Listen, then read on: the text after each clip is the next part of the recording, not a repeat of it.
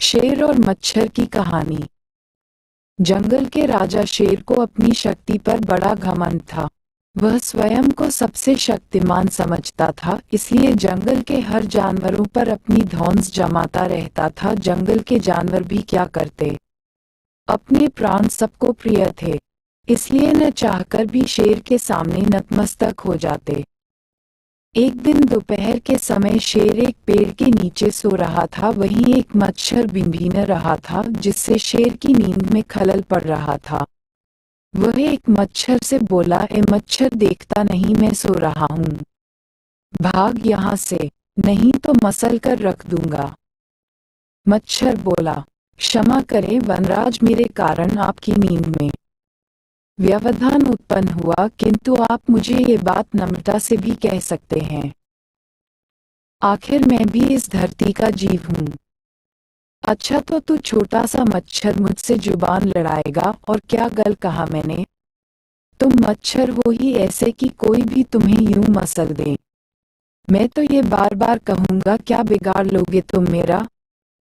मच्छर को शेर की बात और व्यवहार बहुत बुरा लगा। वह अपने साथी मच्छरों के पास गया और उन्हें सारी बताई। सभी मच्छरों को शेर की बात चुभ गई।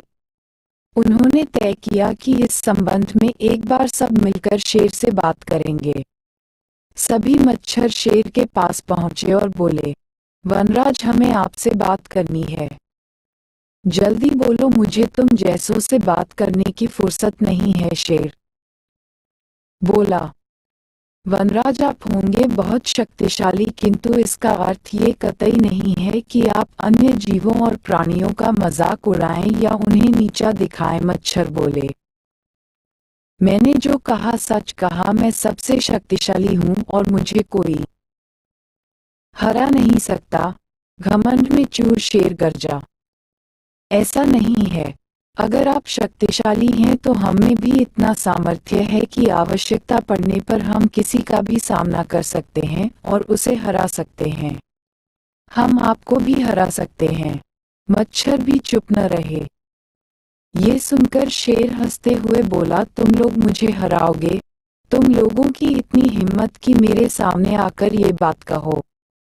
मेरी शक्ति का अंदाजा नहीं है तुम्हें, अन्यथा ऐसा कभी नहीं कहते।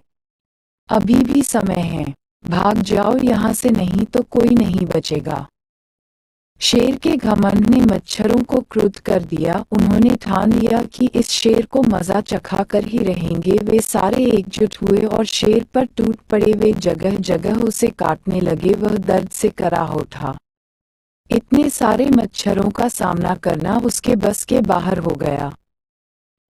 वह दर्द से चीखता हुआ वहां से भागा, लेकिन मच्छरों ने उसका पीछा नहीं छोड़ा।